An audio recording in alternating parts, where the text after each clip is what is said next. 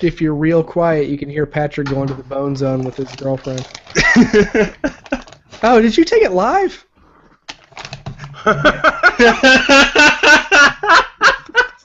That's the best entrance I think we've ever had. Hey, everybody. I like Drew's talking about Patrick getting it on. I'm crunching on almonds. Who took it live? Miles. I didn't do it. But we're on air now, so I think Mike did it. I might have done it an accident. I don't know. it's like Or how maybe it does it automatically. It might do it automatic. I don't know. It's never done it automatically before, but Patrick, are you wearing a Fallout hoodie? I might indeed be. Watchow. Nice. Over a Trogdor shirt? No, this is actually a grad school shirt. Roar, dragons. Nice. What kind of pants are you wearing? Hopefully none. None right now, based on what you were doing in the other room. I think it's pronounced cocky? Cocky? Khaki? That's cocky. My favorite is I'm sure it's cocky. Around Halloween time when they come out with boo cockies. That's a stellar beginning. Oh, well, welcome to the Obscure Reference Show, guys. We are doing this earlier than anticipated, and we have a little more the rest of this slapdash because the rest of this week is going to be busy. I'm going up to Boss Town to hang out with Party Pat as he gets married this weekend. Yay! Weddings! Congratulations, Patrick. Thank you. It's going to be a whole heck of a lot of fun.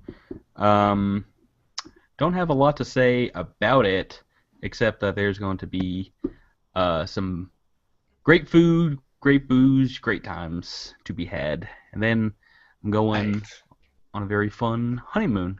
Relaxing. Where are you guys going? We're going down to sunny Florida. Ooh, all right. Going to Florida. Mm-hmm. Isn't that where you're going this week, Mike? Undecided. So, I was looking at the weather.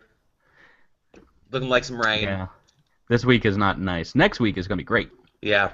So, I mean, it only says 30% for the day that we're going to be there, so it might be worth a shot, but I'm also really scared of, like, getting down to Orlando and it raining and being like, well, what the fuck are you supposed to do in Orlando when it's raining?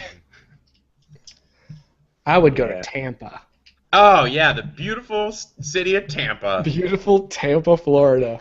I just found out that there's also a Busch Gardens in Virginia today. I didn't know that.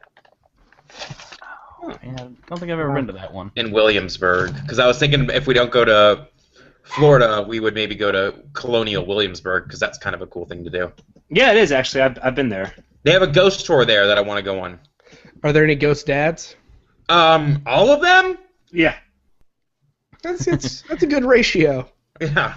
They're 100% guarantee on seeing a ghost dad on this ghost tour. So, Patrick, you went to PAX this weekend, didn't you? I did. This episode, I'm sorry, guys. Why don't you change your name to PAX Trick? I was just thinking about that joke, and so I'm going to do that. So tell us about PAX East. Let me just get my name set here. Oh my god. It looked like everybody that went that wasn't me had a lot of fun, and I wished I had gone. Mm-hmm. Aw. Yeah. So this is my third year that I've been to PAX, and it was definitely the best year. we get before we move into PAX, Patrick. We got Patrick in the chat room says, "Congrats, Patrick. You know what they say about marriage? It's a lot like heavy metal. Nothing but boobs and disappointments." That's pretty great. I don't think there's going to be as much major boobage. I don't foresee that happening, but yeah, the longer you're married, the less boobs there are. Yeah, that's sad but true. I say that, and Sarah's sitting right there listening to me. Yeah. She just went like this. I can totally see her doing that. I'm surprised she didn't pull one of these or something like that, just to, I don't know, Was that a That would've been push-up funny. motion, or was that like No, a that was more of a sitcom? cover motion, but I was trying to get my arms into camera. So, yeah, PAX This East. episode Back to sucks PAX. so far, by the way. What are we doing? I'm gonna be talking a lot about PAX today. Is, So the, loud. is you talking about PAX going to be more interesting than Mike eating whatever chips that he's eating? They're not chips, son. They are Whole Foods brand whole almonds, not salted. Thank you very much. That's the most I boring can't- thing ever. So I hope my PAX tales will. Well, hurry up with sound. it. Yeah, seriously. So I'm going to start with the high point of PAX, any of the PAXs I've been to, which was the Cards Against Humanity. Hey, babe, what's up? Wow. Wow, Literally guys. the worst. Really, this Yeah. is the This is worst just such episode. bullshit right now. This is the worst episode. Yeah. So Natalia says, Drew, she can't wait to see you on Friday. Oh, I can't wait to see both of you. It's going to be great. That's Yes. what we stopped this shit for? Well, she was coming into the room like... We've stopped for your Just dogs start talking about getting on the PAX. Jesus couch Christ. before. Now I don't know if This is what happens when we record on Monday. It has only been Hey guys, like, 4 I'm days. thinking about having eggs for breakfast. I've never been more sober in my life than right now. I'm trying to solve this. So the highlight of PAX was the Cards Against Humanity panel, which I don't know if they've done before, but it started at 8:30, and I got in line. No, it started at 9:30. I got in line at 8:30. There were already easily 1,000 people in line for it. It was crazy. The room that I was in could probably hold like maybe 1,500. But we got in. I was at the very back with a couple of friends. They took suggestions for cards for easily an hour and a half. So I think they've done this panel before because I remember them watching them take suggestions for cards before. So is that all what the panel is? It's just them taking suggestions? well, no, they put together a video that day, Friday, or maybe Thursday, of the convention, like them going around and joking with a lot of the other exhibitors and vendors and stuff, and threw together this video that was actually very funny. And then they came out. They had a band, like a local band, playing music before the show started. And what They was the came name out- of that band? Unfortunately, I don't have it written down, but it was. How many songs did they play?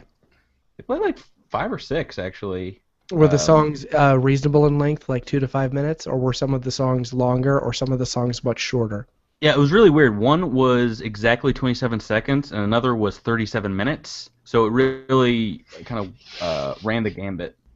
But once the creators came on stage, they like went into it immediately, started taking suggestions, white cards, black cards. I wrote down every single suggestion on my phone, typed it in.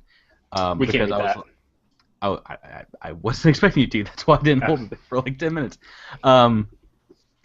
I wasn't expecting them to do what they did, but after an hour and a half, they started taking Q&A and showing some videos that they've produced, like for the bigger, blacker box, the joke video online, the commercial. But after another half hour, so it's going on like 11 something, they Skyped in with one of their production managers, who was at a print shop in Boston, printing up the cards that they had just made. Like they emailed them over, and like they showed the printing press and them sliding out pages at a time, and the crowd erupted. Like they were so overjoyed, and they were like, there was an Oprah moment because they were like, everyone look underneath your seats, and we're like, are the cards somehow magically underneath the seats? They were not. It was a button to turn in the next day to pick up the cards, which I did, and it was like 10 of the best ones of the entire night, some of which are like meh, like old Cards Against Humanity cards, but some of them were amazing, including going back to Ghost Dad, Bill Cosby himself. The card is rubbing chocolate pudding all over Bill Cosby's nipples. Rubbing chocolate pudding all over Bill Cosby's nipples. I can get behind that. Yeah. I've done that. It is not as interesting as you might think. It's a slogan we can all believe in, and it's so funny because they, like, right before that, they're like, Patrick, do your Cosby impression. Miles, do yours. I don't have one. Do dueling Cosbys. You do it. Dueling Cosbys. entertain me. So what was did you play any games while you were there, Paxter? I unfortunately did not play any games at this gaming convention the entire 3 days I was there. I did a lot of walking around and writing my slam poetry. You know how I do. But yeah, I played a ton of games. What were some of your highlights? I knew like it was gonna be good, so I don't even know why I waited in line to play it, but I did play Transistor. I liked it immensely. Obviously, I knew I was going to. Transistor, for the uninitiated, is the new game by the folks who made Bastion, which we reviewed and very highly reviewed on The More You Nerd not too long. Yeah. So I mean, obviously. Not too long ago. Only maybe 2.5 years ago. It was earlier than that. You are a joker. No, because Pat and I were on the show yet. Yeah, I don't think that 2.5. Well, it was a while ago for certain. I don't care when it was. I'm just saying they can look up. Oh, he suddenly he might be wrong, so he doesn't care anymore. That's what Drew does. He only cares if 1, he's right, or 2, he's winning. Or he predicted. Otherwise, he's bored. You guys are jerks. Drew, just to let you know, it was episode 28 of The More You Nerd. Bastion was episode 28? 28. You are kidding me. Episode 28. Not 128? We haven't done that one yet. Oh, good point. So, obviously that game was beautiful. It was awesome to get to play with the headphones on, hear the great soundtrack. They had, they had it running on the PS4, which looked beautiful. I liked it more than Bastion. I thought the you've seen the strategic kind of pause time and like set up your attacks thing. I think in the intro video for that game, it's supposed to be coming out in like about a month. On the demo, May, I think. Yeah, on the demo it said probably May 21st. But that's I thought it was the 19th.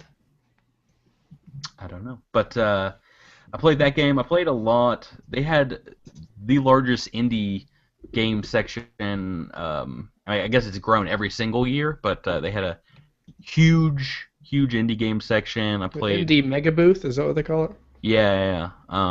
Let's see. I played this one, the Always Sometimes Monsters, which I've been kind of watching. This comes out May 21st. It's a RPG, like a modern day romance kind of thing, which was really weird, but it was kind of fun. Let's see, what else? In the Kickstarter room, I got to see Aquatic Classroom being played on an Oculus, which is. Have you guys heard of this game, Aquatic Classroom? Is that the one where you're dolphins in a classroom and you're jerks to each other? You're dolphins in a classroom, and I think the point of the game is to cheat on an exam by, like, with an Oculus, if you have it, like, moving your head over and, like, actually looking at other dolphins' exams. It was the weirdest thing. I went with a whole bunch of people that are not, like, huge in the video games, and they were like, "What is this game?" And I had to explain it to them. It's like, why would you play that? Did you have a chance to play the Oculus Rift?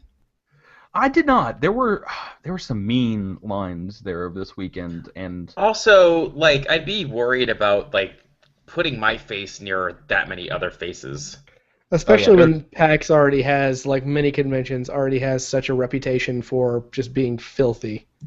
Yeah. That was one thing I did want to do over the weekend, but once I saw the lines, and I had so much better stuff to do. I played a lot of board games, demoed a lot of cool stuff, watched some people play, bought some games. The one that stands out for me, and I've kickstarted the expansion, is the people that made Avalon and the Resistance made another line card game called The Coup, which is set in the Resistance universe. I think I've talked about the Resistance before. which is a lot of fun. The Kickstarter is up right now. You can get both the base game and the expansion. There was this year a lot of turn-based strategy games, a lot more than I would expect. But I think there's kind of like a hole in the marketplace, both in video games and board games.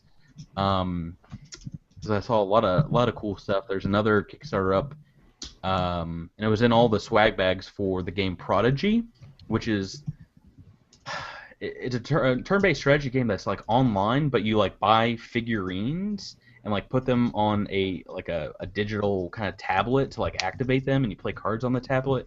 So it's kind of like cool. Skylanders, but with like adult Skylanders with like a kind of a hard fantasy bent to it. It looks beautiful, but the prices were like insane.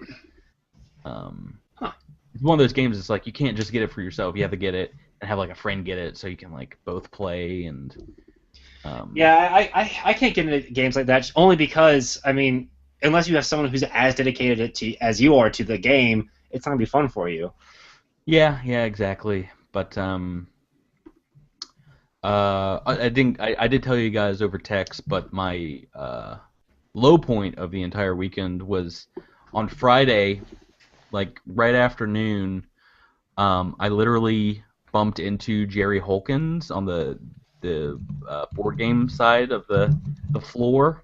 Like he was just walking around with his backpack, and for those of you guys who might not know, he's one of the two creators of Penny Arcade, the people that make the Expo, the Penny Arcade Expo PAX. Bumped into him, and he turns around and he says, like, "Oh, I'm sorry," and I laughed like a schoolgirl. This is exactly what I sound like. I'm not trying to make myself sound cooler or less cool. I can't lie about this. I went, ha ha ha ha. You probably scared the shit out of him. You know what he probably said, like in his head internally. He was like, "Yep, that's about right. That's about par for the course here." Yeah. did you put your hands over your mouth like this as and you he goes, did it? "Sumimasen." It was implied in, I think, the pitch of that, but it was ridiculous. Like I've seen him before, like on stage, like in person, but like literally bumping into him, I couldn't, muster a human response, and was like, "Oh, I'm sorry too." He walked away after that, and then I don't know if I told you this, but Of course he did. Of course, yeah, he probably walked away very quickly. Yeah. Like a half hour later, I saw him again walking on the sales floor, and like a madman, I chased after him, like lost him in the crowd. I just want to be like, "Oh, I bumped into you, like 45 minutes ago, and I'm sorry that I giggled with glee." Yeah, and he would have not known who you were because 80 people bumped into him and talked to him. Yeah. And The acquisitions. And probably used words and syllables. Yeah. Well, I'm hoping that I don't stand out for not doing that, but that was pretty low point. A lot of fun, free stuff at PAX. I have collected some stuff for you guys, which I'm probably gonna give Mike's to Drew just to take back with him. I'm never gonna see it. I will if you not with it. Well, I can Drew just is an send. awful human being. I can send it through the mail, but I have some of the other Cards Against Humanity cards for you guys, which are they had the Pone Meal, hilarious oatmeal packages for gamers that were in all the swag bags that all the attendees could grab. That's so cool. And, let me just show you one. They're pretty funny. Yeah, I saw like I want to say at least a few weeks ago, Max Temkin of Cards Against Humanity fame tweeting out an image of a dude eating oatmeal. So as soon as I saw the Pone Meal thing, I was like, you know what? I know who's behind this. Pat, you have to say something, or else no one can see it. I got the camera. Oh, Okay. Locked. This is Awesome. no scope headshot blueberry. It's so And then there stupid. was- I love it. MOBA Nana something or other, and but at the Cards Against Humanity panel, they're like, "Oh yeah, so we have this promotion going on, very funny, called Pone Meal, where there's cards and the oatmeal packets if you haven't seen it, and then like some of the other guys were like, don't eat the oatmeal. You should not be eating the oatmeal. Like there's no flavor to it. It's just used for filler, which is pretty hilarious. But Oh, I really? was able. Yeah, and they're kind of like booster packs, so there were a random kind of allotment of the cards in each of the packages, and I collected like 5 or 6 of them over the course of the weekend and traded them with people. I was able to get there's a set of 27, and then all of my extras I got here for you guys. So everyone's getting Cards Against Humanity cards. What? Did you get any of the You Cards get a Against pack of cards, and Humanity you get a pack of 90s edition? cards. I did get one. I got one for a couple of buddies. They sold out of those like crazy. I just want to know what some of the cards inside them were. That's Yeah, all I me want. too. They were like 50% Nickelodeon references. That's awesome. I shit you not. They were the best black card was up next on Nickelodeon. Clarissa Explains Blank. Oh, That's good. Man. Now is that PAX exclusive or? No. It's going to be available to everyone online shortly. They said. Awesome. But man, that that's doesn't great. stop people from like. I want. getting crazy. There's got to be like some sort of crazy. Like Kelly Kapowski is going to be one of the white cards. Yeah, absolutely. And I'm hoping for some Arya for the Dark.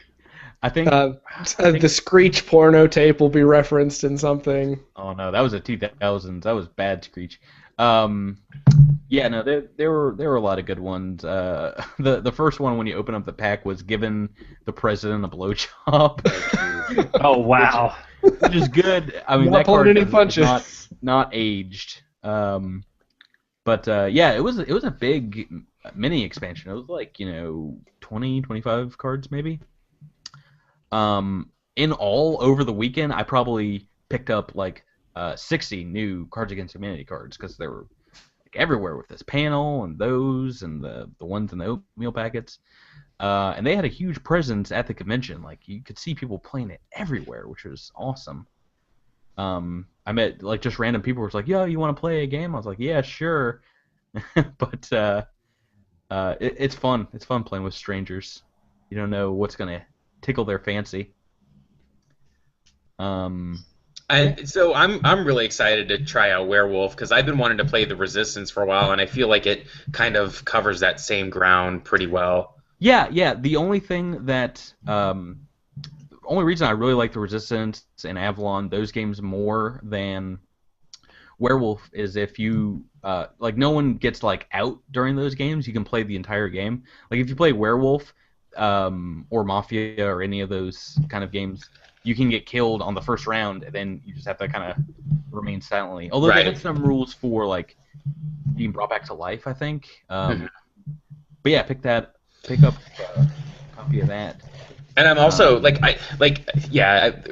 Resistance has been one that's been on my radar for a while that I've been wanting to try. So you've played it and you've liked it? Yeah. So both Resistance is set in like a science fiction dystopian setting, and Avalon is in. They did an episode of it on Sit Down and Shut Up. It's Has Resistance been out for a while? Yeah, maybe 3 years. Yeah, because I think I played that at Dragon Con last year.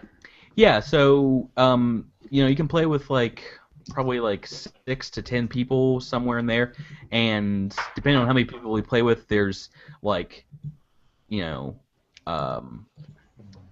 like a 1/3 ratio. So like 1 out of every 3 people is like an evil spy who wants to like ruin the chances of winning. They're on an evil side, and then everyone else is trying to work together to accomplish missions.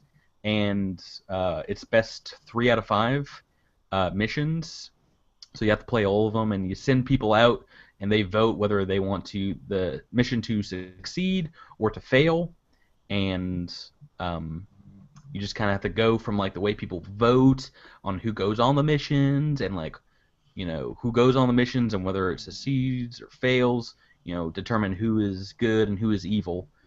And there are like a bunch of alternative rules that are in the main Resistance game. Like there are cards that you can play that will allow you to look at another player's card, for example. So you can say, oh, they're evil.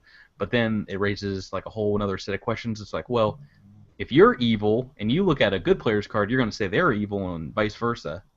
So it's great. It's great. The liars mechanic in games I love, and like I said, the game that I bought on Saturday, the Coup, is in the same vein, and it's on Kickstarter right now. You can buy it, and then come Pat, down. let me ask you something. Do you play a lot of card games or CCGs? I do not. But Because I've been wanting to play something that's role playing, but not necessarily Magic the Gathering, just because Magic requires so much money, and they have this whole rolling expansion like every 3 to 6 months, and. Well, Miles, I heard about a DC Universe card game that comes with it's a deck building game, so it's less. You're not talking about Overpower, are you? I don't know. It might be like you get started with just like a standard Justice League pack, and then you can get expansions that add more characters and different rule sets and things like that. I just heard about it today on something. Oh, so it's a newer game? I don't know how new it is, but it was new to me. I might have to check that out because I remember Overpower like in the '90s. It was like their attempt at like trying to crack into the whole Pokemon bullshit. I don't know. I think this is more recent than the '90s, but I don't know. I'll look into it. I like card games and I love role playing stuff, but Magic requires so much fucking money. And who was it? White Wolf, like the people who did Vampire the Masquerade, they had a card game, but they stopped it. So because I liked Vampire the Masquerade a lot. I'll tell you what was very popular this year was Ascension, the card game Ascension. There were a lot of people playing that. I like non-collectible card games with people, like Munchkin is obviously a lot of fun. Yeah, I like those too. I should have specified like role-playing / collectible. Yeah. Munchkin is great. I've played Ascension. I actually have the app for Ascension. Yeah, well. What else? Which is cheap, and you can play with people across the planet. And it's what do you call that? I don't know Ascension. What is it? It's a deck building game where I don't know. It's a deck building game. I can't remember what the rules are. Yeah. God, I was gonna say another one, but it slipped my mind. The one that Mike mentioned a couple weeks ago sounded really cool too. Once Upon a Time. Yeah, we bought a copy of that, and it's pretty fun. It's not really a CCG; it's more of just a card game. Yeah. I mean, I'm fine with that too. I know I said CCG, but I was really just looking for a cool game like that. Yeah, that one's really cool. Another one that I'm really looking forward to trying out is one called Boss Battles, where you are. You mentioned that before, yeah. You are a video game boss trying to lure the hero in your direction, and I've been wanting to play that one for a while. It's Boss Monster. And I actually got it this last week, but I did not play it at PAX. Wait, what did I say it was? Boss Battle, or? Sorry. Yeah, it's called Boss Monster.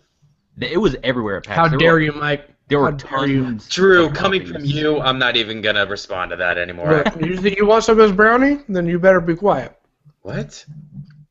I highly recommend you pick it up. It looks like a lot of fun. I did see people playing it at PAX. And I was planning. I brought it like multiple days to play while waiting in line, but actually didn't wait in lines that much. Like at least not ones where you could like sit down and kind of like rock out a card game. And Miles, if you're not tied to physical cards, Hearthstone is really good, as Patrick in the chat room has said. I've been playing Hearthstone since the beta. It is really fun. Is that out now? It's out. They don't have the mobile apps out in the U.S. at least, but they're out in Canada. So. Huh. Whatever. Why? Canadians. Because they stress test the networks that way. Oh, okay. Like Marvel Puzzle Quest, for example, was out in New Zealand and I think Singapore like last year or like a year and a half ago. Some crazy long time ago. But anyway. Yeah, I played that game for about 2 weeks and got tired of it. But so Hearthstone's good? Hearthstone's great. It's you go through and it's challenging. You go through some single-player content. They actually announced at PAX East more single-player content in the works for Hearthstone, where you actually get to do a whole kind of WoW raid, but in card form, where you fight the different bosses of the. Oh, that's the cool. raids. But it's fun. It's free to play. I have so far spent like $3, maybe $4 in the thing. But that was in the beta when you got something special if you paid money in the beta. So other than that, you can really earn anything in the game by playing it, but you're gonna earn it slower. And you get like maybe more points if you win battles, and like if you play a certain number, or do like a mission each day, you get like points. There are quests. There are quests where you like beat a certain number of this class, or beat people as this class a certain number of times. There is also something I think called an arena pass, and that costs money daily, I want to say, where you I haven't actually dived into that, where they give you a set amount of cards, not any cards that you have, but just like, okay, you got these cards, you need to build a deck and take on people. And as the further you get into that, the better the rewards there are and that sort of thing. I'm sorry. Ian in the chat room has mentioned a game called Town of Salem. He says it's you may have played Mafia as a kid. It's basically that, but online and better. Have you guys heard of this game? No. I would actually like to know more about that. That sounds pretty interesting. And then he also mentioned the zombies. That's Munchkin like, and I have played that. It's a lot of fun. Right.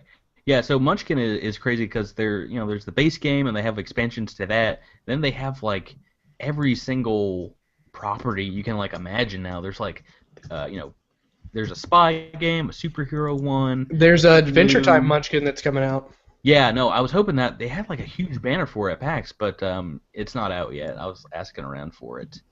That'll be fun. They were starting to advertise it at DragonCon last year, and still haven't seen anything of it.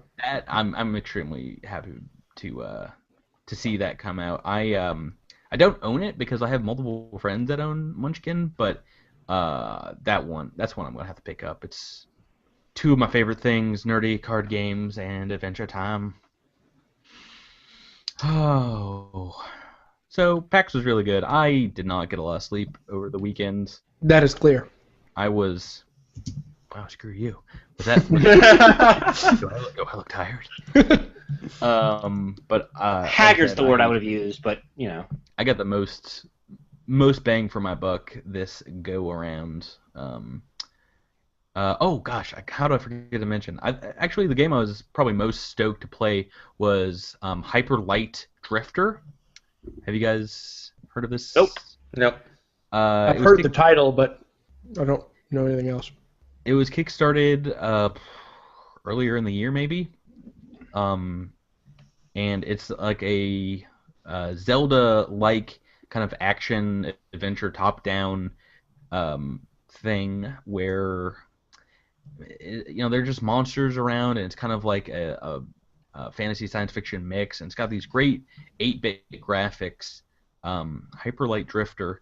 I played it, and there's a lot of great like special abilities and like fast movement, and is that the one where as you get deeper into the game, it turns from an 8-bit game to a 16-bit game to et cetera, et cetera? No, that's Evo Land. Yeah, Evo Land. Oh, okay. RPG. No, this is an action RPG, and they've announced that there's going to be multiplayer mode, and I played it with multiple people, and it was a lot of fun. That one I'm very excited to see. I think it comes out in June, maybe, so it's not too far off. But that's the PAX report from this year, gentlemen. Heck of a lot. Hooray! Yay! And nobody's got the soundboard on this stupid thing pulled up. No. Well, why do we need the soundboard? Yeah, we actually did it. Because there's applause. I don't know. Whatever. You guys suck. You guys. What about Mike? Did you do anything cool this week? I don't feel like I've had a lot of time to answer that question. It's only been like 4 days since we talked. I decided to order a copy of Dead Rising 3 for two reasons. I played the demo and it was fun, and reason number two, I want to have something to do on my Xbox One. But I got it. Cutting it for you. I got it for half off from Newegg. They had it for like $35, and then I found a code for like another 10% off. So yeah, Newegg had a huge sale on stuff, but yeah, half off is not a bad price. No, I mean $30 for what's going to be a ridiculous amount of just stupid fun is I'm cool with that. Yeah, I'm really absolutely waiting for somebody to put out a good Xbox Live discount because I never pay full price for Live. and my membership has lapsed from my 1 month subscription that I got for free for getting the Titanfall bundle. So I can't play Have Titanfall you already right had now. your Xbox One for a month? Yeah, March That's 11th. crazy, man. Yep. That's crazy. So Which answers my question as to why you hadn't been playing Titanfall instead. yeah, I hate paying full price for that subscription service for some reason. No, I don't blame And you. I've seen it as low as 35, but I haven't seen it in a while. But it's hard to find, but every once in a while they do pretty good deals on that. But With school Sarah's semesters starting- ending, I imagine you're going to see a lot of schools out sales on that kind of stuff. I would hope. maybe, I don't know. I don't know if that's a thing that happens with Xbox Live. It could be. I don't. I have no idea. I don't have an Xbox. I can't really think of too much other stuff that's happened. Sarah, what's cool that's happened recently? I'm not good on the spot. She says she's not good on the spot. Nothing. Wait, you and I have a big day tomorrow, Mike. We're getting our copies in the mail. Oh shit! Yes, that is something cool that's happened. Dude, you don't understand how excited I am, and we probably have to mention this because I think it happened off air last week. Patrick, Yeah, it you was have, when we were talking because Drew just disappeared. Patrick, you have I accidentally closed the wrong window. Whoops. great incisors, by the way. Well, yeah. Yeah, they're pretty. those are quality teeth right there. Proud of you. Yeah, I got all my pearly whites. Oh, look at that. Those are like vampire quality, dude. Yeah. I'm proud of you. Yeah. They're pretty rockin', I guess. But yeah, so after last week's obscure reference, I was more than inspired to go online and order a copy of the Magic Camp, and it should be here tomorrow, and I am so excited to read it. And I'm just gonna reiterate what I said. You mentioned reading it to Sarah in the car. I can't stress enough how dangerous that is if someone is driving and they're listening to this, because, like I said, if it's any indication, I've died laughing while reading this book, Shatter Skull. Like, I buckled can't over wait. in pain. I can't wait. Steven. Steven. I've read the synopsis for this book to multiple people, and every time I do it, I do the same trick you did, Patrick, where it's like, tell me what you think, knowing what I've told you so far, tell me what you think the main villain's name is, and everybody's always like, Grindelstorfer or something like that, and I'm like, it's Steven. Well, man, the Planet Tyler is still killing me.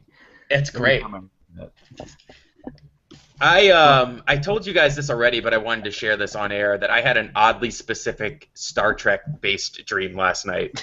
Oh my god. Yeah, so which weird. is weird that it wasn't me, for the record. But So, just for anybody that is listening / watching, the dream was that I decided to order on Amazon, specifically Amazon, I remember that, replica jewelry that Ricardo Montalban wears in his role as Khan in The Wrath of Khan.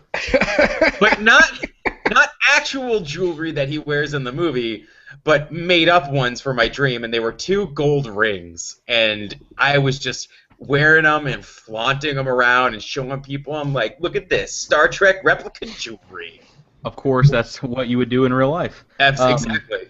I also just realized, as I saw a picture of a bald eagle, that there was bald eagles all over my house in the same dream last night, which is super weird.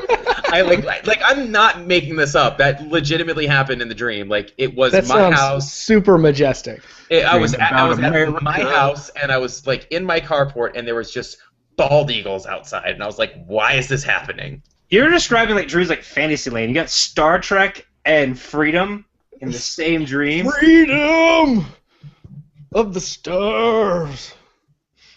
Just like that. Yeah, exactly. Freedom.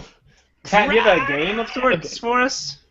I don't, because obviously this weekend has been fueled by coffee and spending a lot of time at the convention center.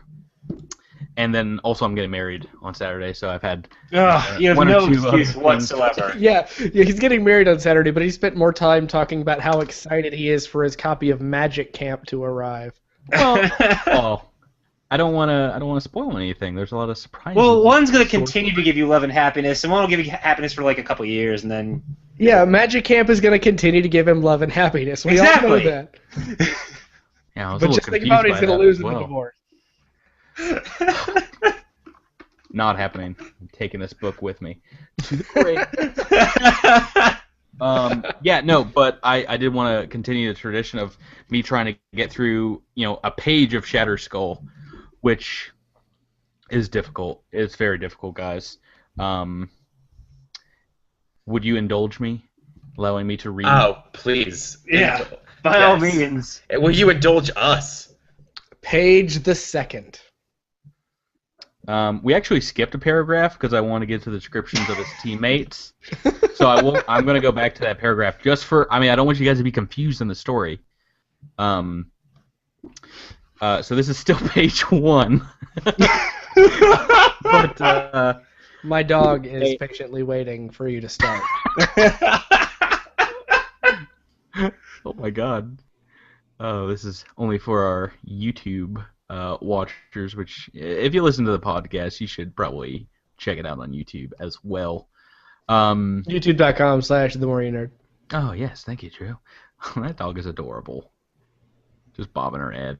She's super annoying. What you don't hear is that she is barking very quietly every time she does that, because she really wants me to walk over and give her more food, which is why y'all got to see my lovely butt crack a few minutes ago when I bent down to give her water, because I thought she wanted water, but no, she wants food, and she's trying to tell me that.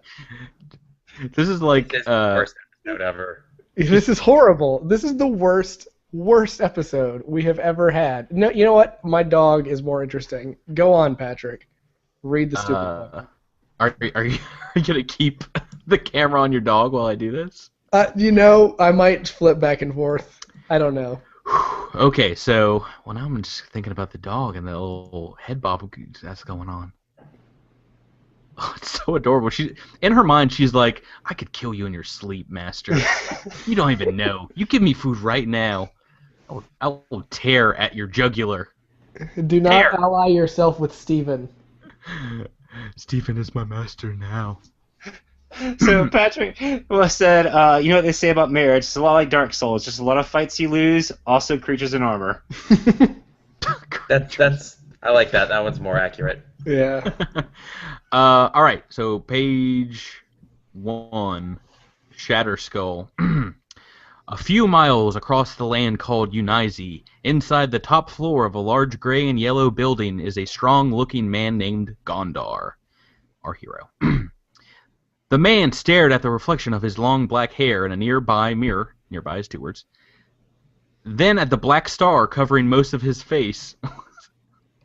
Next, his light-colored skin. He's Paul Chris from Kiss, if you didn't get that. Peter. That too. Then he looked at his dark green suit, which has a gold-looking medallion on the left side of his chest with a fancy letter S and T in the center of it. He's reading your dreams, Mike. This guy is writing what you dream. The only thing he really didn't look at is his black gloves and boots. So he really is the Star Child from Kiss. It's now that I'm reading that out loud, yes. That's kind of awesome. This is heavy metal. But this sentence, the only thing he really didn't look at is his black gloves and boots. It's like, why are you I love telling that. me? Like that's such an important detail. He doesn't need to look he at his looked at gloves. this, and he looked at this, and he looked at this, and he didn't really look at that. The man sitting all by himself, 2 words, Than, T-H-A-N, looks at the snow falling from the sky and felt proud of being considered as the leader of the elite group called Darrens. Quote, well, that's at least the rest of the Darrens think. The rest of the Darrens think, he thought to himself. Okay. We're going to continue on to after, if you remember the descriptions of all of his teammates. I'm not going to read that again. Is that I'm never gonna read that the again. orb that made all this stuff? The orb, yes, the green orb, which named... I'll read some names. Eldred, Melboon, Dargan, Garat, Driggs, Morella, Sadar. There's so many people. Okay. So Morella, one of these characters that we just met, slowly enters the room and walked into the area where the leader is sitting. Morella asked him a question about going out with her and a small group to go skiing and bobsledding. What happened to tech sledding and rock skiing?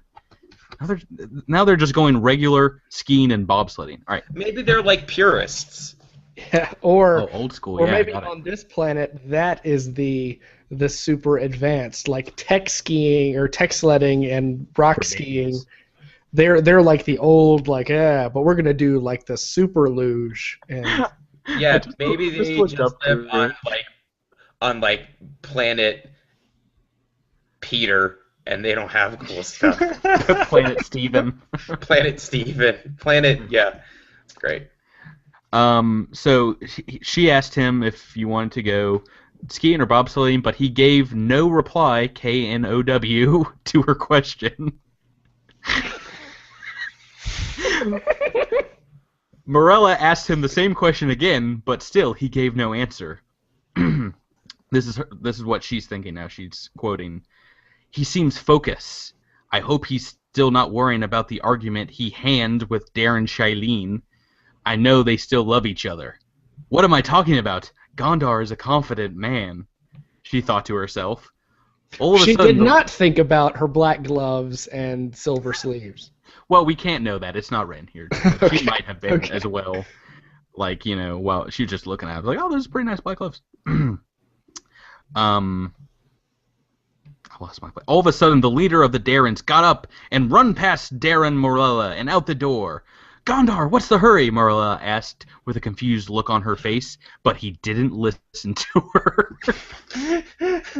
Wait, so the leader of the Darrens ran past someone named Darren, or they were referring to Darren as like... No, so it's like, Like brother, Okay. Jedi. Yeah. Okay. So you'd be like, Jedi Skywalker. Yeah. Darren Morella. I'm sure he'll be okay. When Gondar gets a focal point, he's very focused and doesn't let anything stop him, said a voice, which Morella recognized. Okay. Morella turns to look at her teammate, Darren Roydell, who has a transparent face and hands. What? You heard me. Has a transparent face, and I don't know if it means like you can see through it, or like she just like understands like the expression he has on his. I'm going to assume that it is It Like makes, literally a see-through face. it would make That's some what I'm going sense for, with too. hands. Like she could, see right through his hands. He's wearing the same kind Patrick, of. can we go back to this argument that he hand with somebody else? Who did he hand that argument with? Darren. And who's in love? Shailene and Gondor. They used to be an item, but I guess they're not anymore, and it could be affecting Gondar's, leadership qualities. This is getting tense on page 2. This is really fucking tense. Is he going to be able to lead them? We don't know. But then, obviously Morella is like, oh no, it's Gondar. He's got this. Gondar's got this. I know, Roydell, Morella responded. I just Gondar forgot. is my co-pilot. I just forgot, that's all, she said with a sigh. Darren Gondar... I hear in Australia they filled out a bunch of forms so that Darren could be considered an official religion. I don't even get that reference. Jedi Let's just move on. Great Britain. Darren Gondar runs past all of his other teammates and down a set of stairs and out a door. Thank God he doesn't list all the people again. He then heads to his part steel, part real looking dragons, climbs on board, sits in the dragon's high-tech chair, activates its body shield to protect his self and the dragon, and then commands it to take off. Okay, so part steel, part real looking dragons. This well, in his defense, on planet Tyler, steel is an imaginary material. Well, so part steel, part real looking. Like, Is that Yeah, like animatronic? Like it's real looking. It's real not looking real, because it's though. got like rubber, scaly kind of. I'm pretty sure the dragons do shoot like lasers or something. So, okay. So he commanded to take off. Gondar quickly remembered his helmet. He needs it. That's the sentence. Gondar looks around the area of his high-tech chair and sees his black triangle helmet seated on the chair's right side. Triangle helmet. I just imagine like a big Like pyramid triangle. head? I don't know, not a pyramid, a triangle. It says very specifically. That's like why? that's weird. That's super super weird. So is it two-dimensional? You gotta imagine them wearing triangle helmets while they're riding their part steel, part real dragons. It is part integral. steel, part real. It's integral. You understand? There are 3 sides to that helmet. I mean, really, for the story later on, we're gonna find out probably why. I guess. He quickly grabbed it and put it on while the dragons, multiple dragons, takes him up high in the sky. And as soon as he passes a few clouds, he sees exactly what he thought he saw. A black object as round as a ball. And it is about the size of an adult human torso. And it has gray metal-like hands and 2 human-like eyes. Yeah, that's exactly what I thought I was gonna see. Yeah. What do you think this is? Wait, so hold on. A black metal ball Black metal ball. about the size of a human torso, which everybody knows has a very specific size Yeah, I mean, with you no know, variation. With, you said what? gray metal-like hands and 2 human-like eyeballs. So eyes. so it looks like this. I mean, I don't know if it's like hands and arms or just hands, but yeah, it looks like, you know, I guess just like a torso with eyeballs. All right, so I'm going to continue. We're going to find out what it is. Oh, well, yeah. It's one of I think Prince we have to at this Devlon's spy robots Oh, that's exactly what he thought it hovering was. above Scarlet Knight City. Gondar keeps his dragon at a good distance so the spy robot would not see him or his dragon. Gondar wandered. That is a terrible spy robot. Gondar wandered. It's like the Star Wars WONDER. probe droids. They're terrible. They're just like, and they just fly around. Yes. That was a good probe droid impression, Mike. Do that one more I time. liked it. Now pretend like you're getting shot by Chewbacca. No. Miles, go ahead and give us tauntaun sound, Miles. No. Fill the audio scope. Bobbin time. That's my tauntaun. Oh, I gotcha. Boom. So Gondar wandered to himself what Devlon's robot could be looking for. It must be something important, or else Devlon would not have sent his robot to look over Scarlet Knight City, which is, I guess, where he lives. The floating robot. Night City. Scarlet Knight City, yes. Scarlet Knight City. Night K-N-I-G-H-T, so like Dark Knight, but Scarlet Knight. The floating That makes robot. sense. Because we know that, so it's Scarlet Knight K-N-I-G-H-T City, except none of the Darrens wear red. They wear I'm green. pretty sure they're all like green and then black boots and gloves for some reason. That makes perfect sense. Well, you gotta have some kind of unity because they all look so different. You got a guy with a transparent head, and then you got Mel Boone. No, he's Patrick, furry mouth. transparent face. Back of his head, totally normal. You see him from behind, you're like, oh, that's a regular. Maybe you looking just see through his face into like his brain and Like he's got like translucent skin. That's yeah. cool. But why is it just his hands and? His It was an accident. There was an issue at the Scarlet Knight chemical plant, and he fell into the translucent acid, and Or somebody threw it in his face, and he was like, ah. only his face. Two-Face, I'll have No Face, and not the No Face from Dick Tracy. I'm the No Face from the planet Tyler. Nice. Oh boy, things get serious here. The floating robot suddenly pulls out a gold tube-like object and uses it to look more closely at the city. Why don't you just say like a telescope, a gold tube-like object. Suddenly, the light from one side of the tube that the robot is not using flashed quickly. The Gondar, assumed that the robot is taking pictures of Scarlet Night City. Now he's like... So can we talk about how useless these robots are and that they do not have these telescopes built in? Well, it gets worse. The robot shifted slightly to get a better view. Gondar flew his dragon behind a large cloud just to make sure the robot would not see him. Suddenly, a familiar voice comes from Gondar's vision ball. You gotta put your vision ball on silent if you're going hunting for spy robots, guys. Well, I know, like, when I go to, future tech movies, I always put my vision ball on silent, and they even put that at the beginning of the movie. It's like, don't add your own tech soundtrack. Put your vision ball on silent. So, suddenly a familiar voice comes from Gondar's vision ball, which is located in his right pants pocket. Very important note, do not forget that, right pants pocket. It is Shailene's voice speaking to him. Gondar quickly tries to keep the noise from the vision ball down so the spy robot would not be able to hear it, but he could not. So he continuously tried to keep Shailene's voice down, but he could have no success at doing so.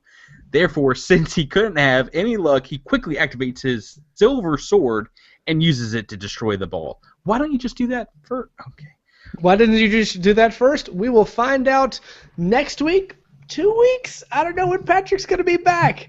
But in the meantime, you can check us out at themoreyounerd.com, facebook.com/obscure reference, Twitter @obscureshow or @themoreyounerd. And we will see you guys next time. And we This is a great apologize. time to fuck off. Just leave it hanging. I legitimately thought you were going to be the one to click stop broadcast, but you didn't do it. Good night, everybody. Bye-bye. Just think it was